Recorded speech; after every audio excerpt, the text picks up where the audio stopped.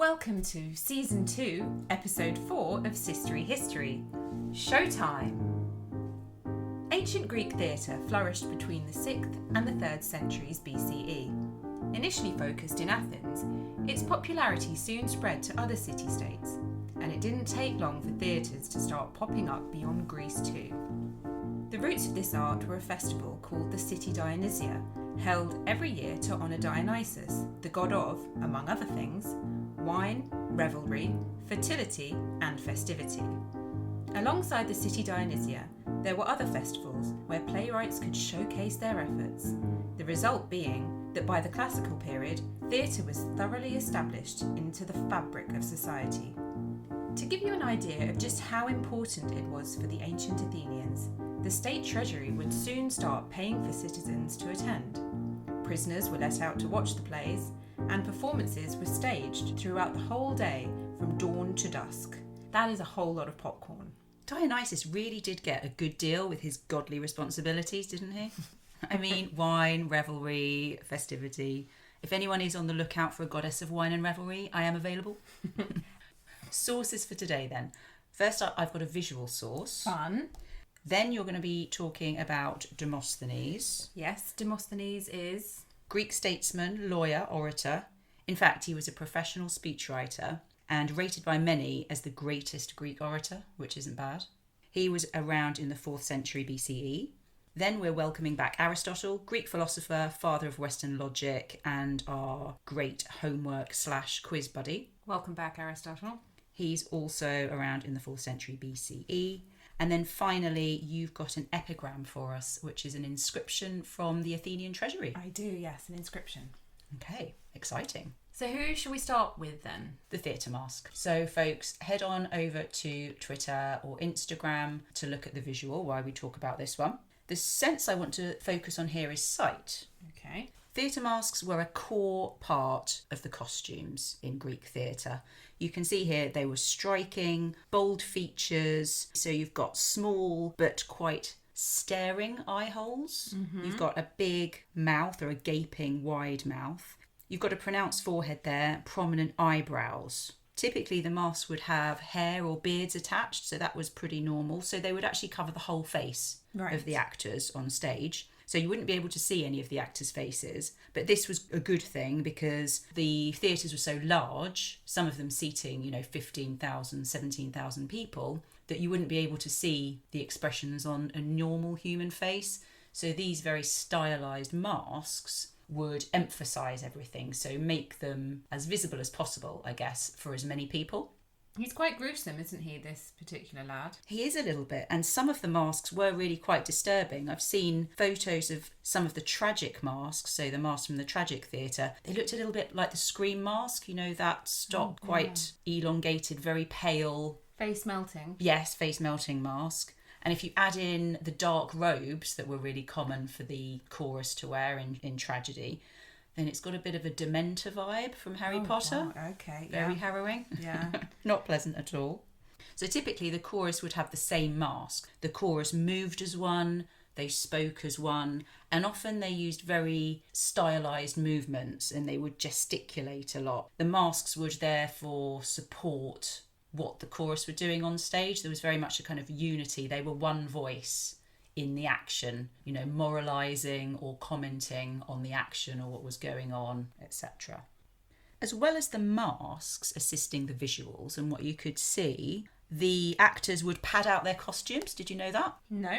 Yep, to make them look bigger, and so it was easier to see. To see them. Yeah, and also they would wear thick-soled shoes, Cuban heels, effectively. Perfect. Yeah. I mean, why wouldn't you if you could?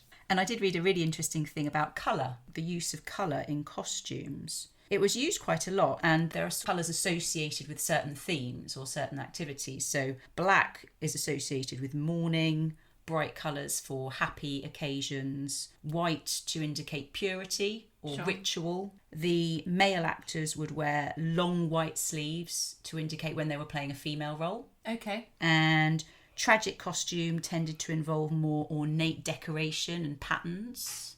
Also, one more thing, in Aristophanes, actually in the text, there's quite a lot of references to purple and saffron and red. So they were very common colours that were used and referred to within the plays themselves.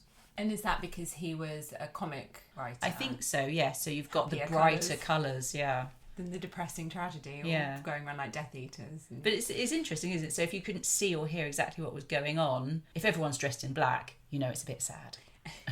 If you've dropped off for a few hours having imbibed and too much sausage and wine, you might wake up and go, oh, we're at the comedies. Fine. Okay. It helps to guide the audience along a bit, I think.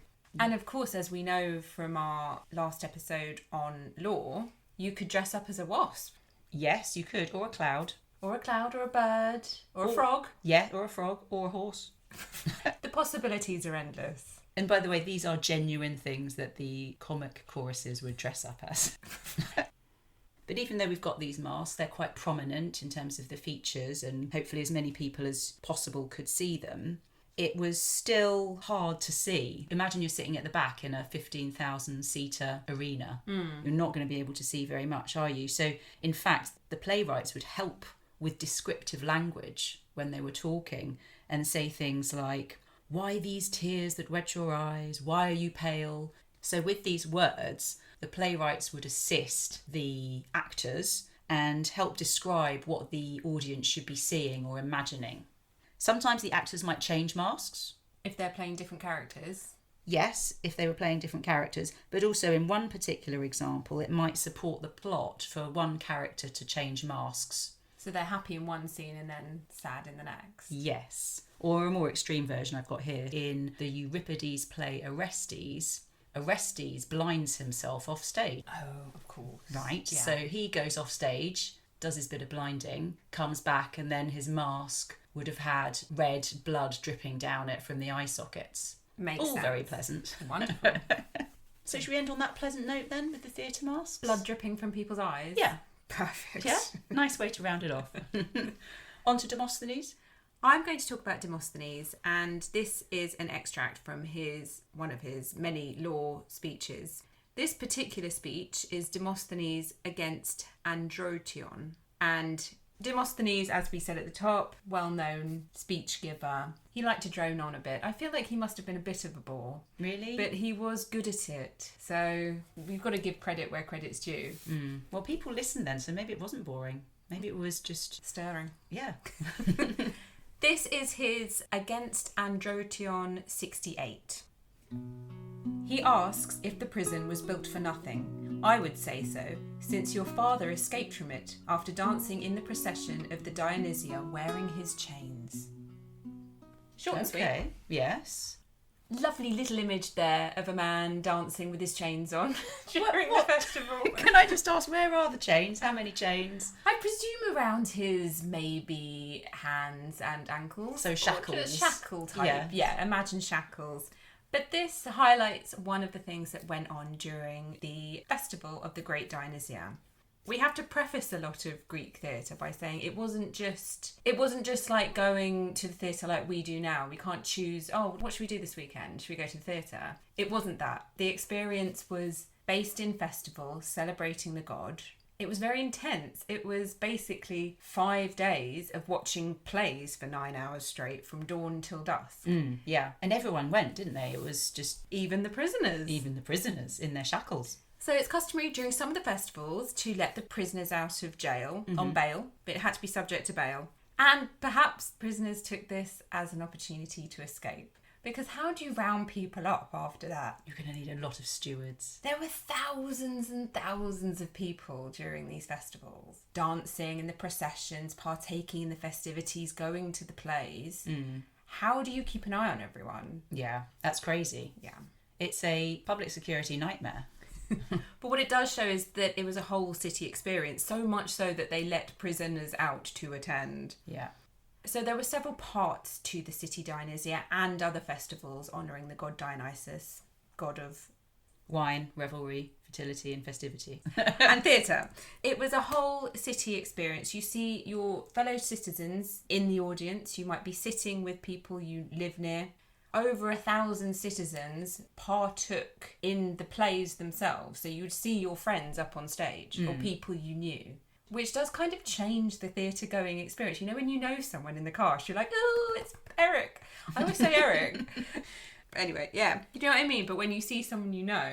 Do you think you'd be more likely to heckle? Well, you might if you like them. You'd feel more close, wouldn't you? You'd feel like it was more of a convivial, friendly experience rather than exactly. Oh, it's just my next door neighbour. Yeah, it's what just does he know? So you've got everyone there, and then the people who aren't on stage, you're sitting with them. So this happens during the daytime. You can see people sitting. You can see the politicians, especially during the comedies when they're being made fun of.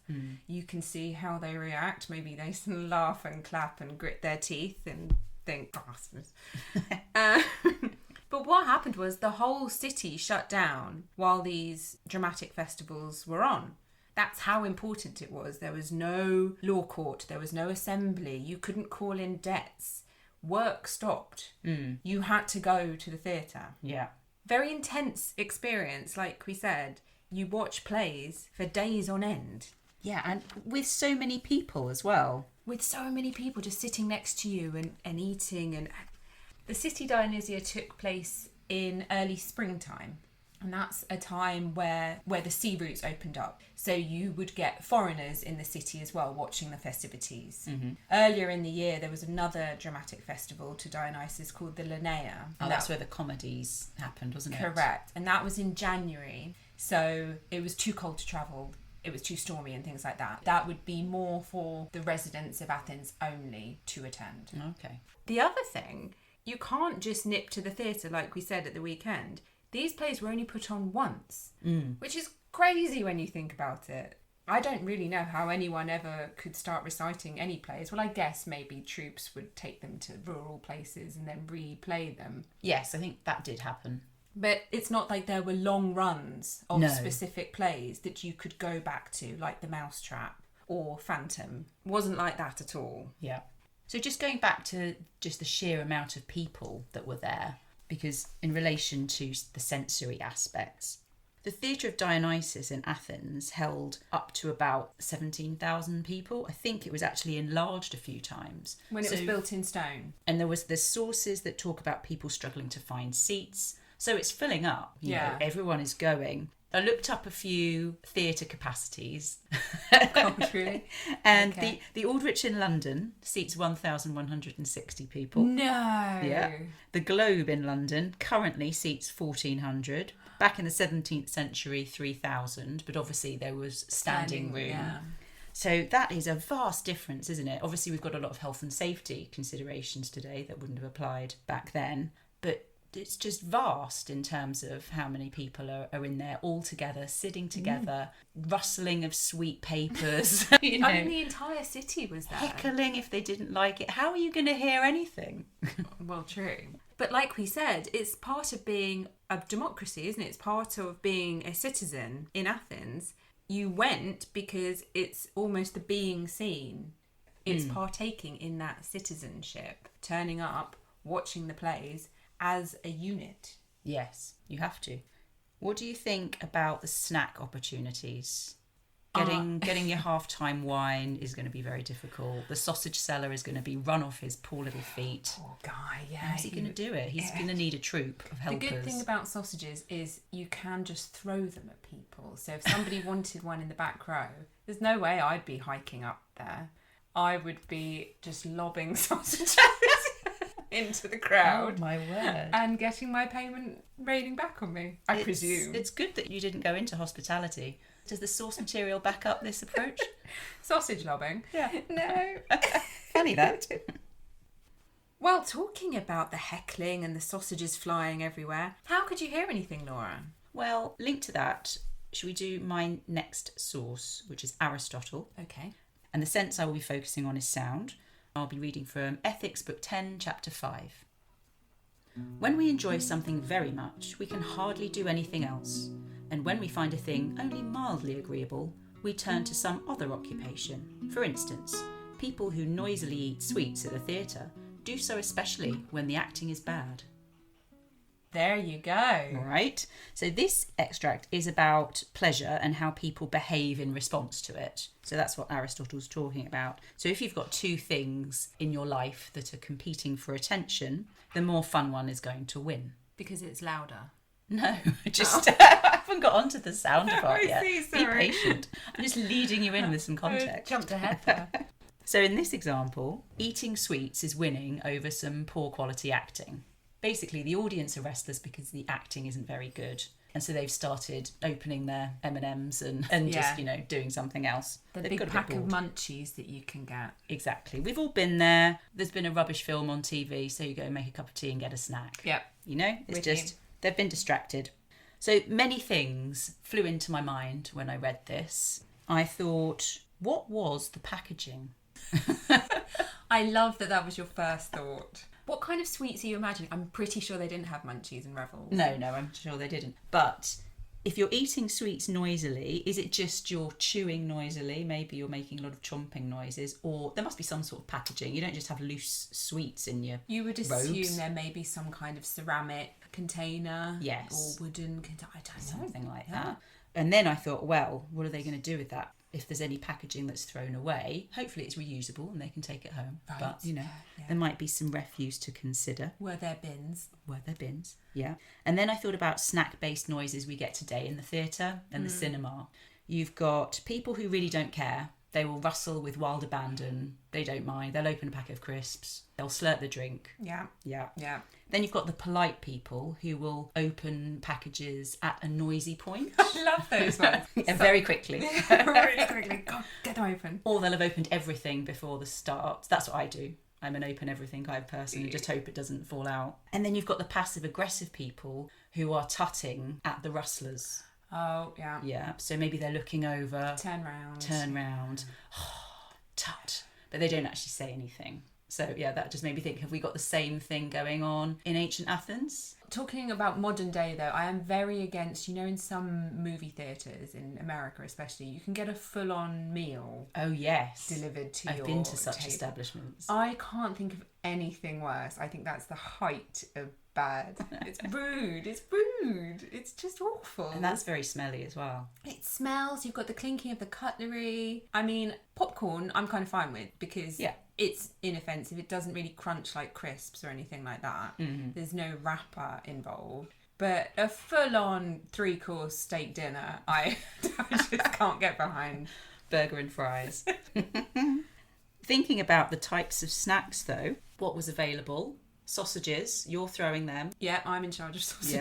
Yeah. I've heard tell of figs and olives. Okay, they don't make much noise. They don't make much noise. But you could throw the pips at the actors. Well, this is it. Because if people didn't like the action, they might not just be rustling their sweets and eating things noisily. They would throw missiles. We do have accounts of this. Stones as well, not just pips. Well, do you think that's why they wore the padded clothes? Well, I suppose it would assist. And the headwear basically just bounces off. They were impervious to attack. Fine. As a slight deviation, but still on the theme of sound, I was thinking about the actual architecture of the theatres. We know they're semicircle in shape, so they're doing their best to try and allow as many people as possible to hear with the architecture there. The semicircle style is reputed to have really good acoustic. You hear the myth, don't you, of being able to hear a pin drop from the back row. We did it, though, when we went to Epidaurus. Yes. Do you remember what happened? Because I can't. Yes, you could hear it. You could hear it perfectly. You could? Yeah, you could hear people speak perfectly. But as long as the actor was facing forward, as soon as you turned to the side or behind, you couldn't hear anything. So I guess that's why the actors, when you see these reenactions, are always facing forward, because otherwise the sound would have been lost. Laura, you mentioned the area there. The theatre space. Theatai is a group of spectators. Is that AI at the end? AI. And then theatron is the space for those spectators, which is where we get the word theatre. Correct. So it's not the act of doing it. That is not the word for theatre, even though that's what we call it nowadays. It's actually the space for the audience to observe. Ah, nice. I like that. Very neat. Well, I read some really interesting things about the techniques that they used. The limestone that was used in some of the theatre seating and structures actually suppressed low frequencies, so it would minimise the crowd murmur. Interesting. Yeah, and also it could reflect high frequencies back at the audience, the voices of the actors. Obviously, when other materials were involved, because later on you got wood structures and seating, that wouldn't have the same effect. So it was the limestone that was really giving those sorts of qualities. Also, there would be gaps underneath some of the seating areas where large vessels, like large amphora or urns, would be placed to sort of act like loudspeakers. What? Right? I read that in a couple of articles.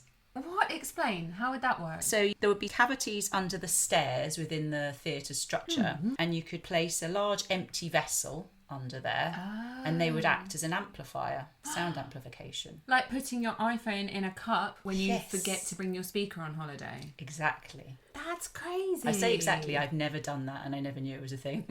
Just thinking back to the masks that we looked at, the gaping wide mouths in the mask were thought to assist with amplification of the actors' voices as well. That would make sense. They were doing something right. They're regularly filling up these 15,000-seater arenas and fighting for seats. They're obviously liking something. People dangling from trees so that they can get a good view and things like that. Exactly. So you've got the masks and these empty vessels and the limestone seats helping the actors along. But really, the actors needed good, strong voices as well. It was really important. They had to be able to project. So a strong voice equaled a strong actor.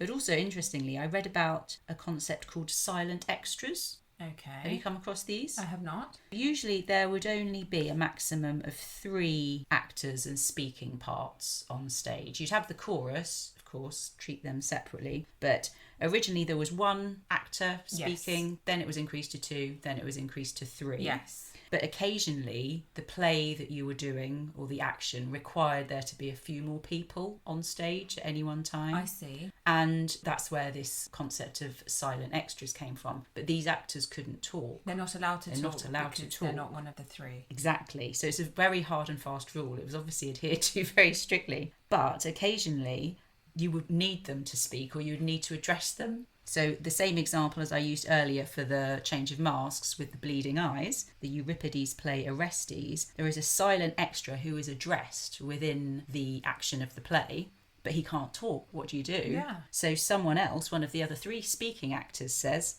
his silence gives consent. Oh, clever. Right? Isn't that a good way around it? I love that. It reminds me of Eurovision. You know when you're only... What? You know when you're performing in the final of Eurovision, maybe in the heats, and you're only allowed to have 2 live instruments on stage or something? Oh, yes. I can't remember the exact rule, Right. but it just reminded me of that. Yeah. I think that's all I've got on the sound aspects, if you'd like to delight us with your final source. I would. So actually it's really nice because we were talking about snacks. Yes. I'm going to talk about other types of taste going on at the theatre. This is an inscription from the Athenian Treasury which recorded how much money was received by the city for the sale of animal hides following the City Dionysia festival in 333 BC. Wow, that is very specific. Yeah, so they were recording how much money they earned for selling off these animal skins. Did they record what they earned for other things as well? Yeah. Okay, good. It's just the City Treasury. So Right, this is so just... it's just all of the data relating to trade. Correct, yeah. This is a very boring inscription. I mean, I'll read it to you, but you can Surprised I imagine. don't know it. It's IG 1496.80F. I mean, that's boring already. Is it one of your faves? This says, received from the City Dionysia from the cattle purchasers, 808 drachmas, 4 obols. Any idea how much money that is? Well, I'm going to go with £75. Well, it's 808 drachmas and 4 obols, that's for sure. Depending on the price given or achieved for a hide, this could mean anything between 100 and 300 cows were sacrificed during that particular year for the City Dionysia festival. Okay, so these are the sacrifices at the beginning of the festival. Correct. I mean, even 100 cows is a lot. The fact that it could be anywhere between 100 and 300 cows being sacrificed for this festival is a lot of cows. Is it only sacrifices on one day? Have I got that right? What happened was, I don't think we actually talked about this. If you're at the city Dionysia, it starts with various festivals for the god, processions, drinking, dancing, a lot of wine, moving the effigy of the god out of the city and then back into the city again so that it can come and watch the plays. Quite lovely. And also, huge phalluses. How do we always bring it back to huge phalluses on sticks? I don't know, but it's true. I thought back to the Liberalia festival that we talked about in our season 1 episode about festivals in Rome. Absolutely that. So but it's true, I'm not lying. It's all about fertility, it's all about wine, processing through the streets. Apart from the record of how many cows were sacrificed, we've also got depictions of these processions on pottery. Huge loaves of bread on spits being carried, wine skins, full goat skins full of wine, honey cakes, all depicted on these vases. Mm-hmm. You've got cows and you've got bread. You've got yourself a hamburger, mate. You've got a hot beef sandwich. And enough to feed probably about 70,000 people. Wow, I was going to say, who gets to eat that? Well, definitely citizens, but who knows? I mean, I feel like everyone could have had a bit. So maybe the sausage seller is surplus to requirements. He's definitely surplus to requirements, but you might, over the course of the 4 days or 5 days that you're watching all these plays, you're going to need more than just a beef sandwich. That's true, yeah. You're going to be there for 9-10 hours, you need a few snacks. However, the sense that I haven't mentioned yet is taste. You've got a lovely beefy sandwich. You've got the smell of the barbecue as well. These cows would have been sacrificed and then the meat would not have just gone to waste. It would have been cooked and then divided amongst the people attending the festival. Are they sacrificed one by one or all at the same time? Is it a mass slaughter? The logistics are interesting, aren't they? Incredible logistics. We're an area of the world that isn't very good with cattle raising. It's not really cattle area, Attica or Athens. No. So actually a lot of the outside city-states would be told to bring a cow and bring a phallus. That is the kind of party I want to go to. It's like a bring a dish party. I want you to think about not only watching these plays, but watching these plays with the wine, with the beef sandwich, with your hamburger, with your honey cakes, doing it all together as one big Athenian community and celebrating together. But also maybe you wouldn't have the opportunity to eat meat normally, to have that much wine, to have these honey cakes. It was a treat. It was definitely a treat. And a very intense one because you've got to do it for 5 days solid and force as much beef down your gullet as you can. Well, I'm sure many of our listeners would revel in that. Would you like a quiz? Please. Okay. Can I have Aristotle again? Yeah, he's available. Demosthenes I feel like he might just speak over me and take the pen and, write down the answers even though he doesn't really know them. Oh, yeah, that's not good quiz etiquette at all. Stick with Aristotle. Okay. 5 points available today. All of the information we've covered. Good. So hopefully you should be familiar with it. Okay. Let's see. Question 1. How many people do we think the Theatre of Dionysus in Athens held at its peak? A. 14,000. B. 17,000. C. 18,000. I'm going to say B. 17,000. Correct. Question 2. 2 points available for this one. What were 2 of the costume-related tricks used to give audience members near the back a better view of the action? So you could pad it out and also wear Cuban heels. Correct. So you're up to 3. 3 out of 3. Sticking with the theme of costumes, name one of the elements that indicated the status of a character. So high status. Ooh, the colour of their costume. Gold costumes. Nearly. Golden and purple costumes.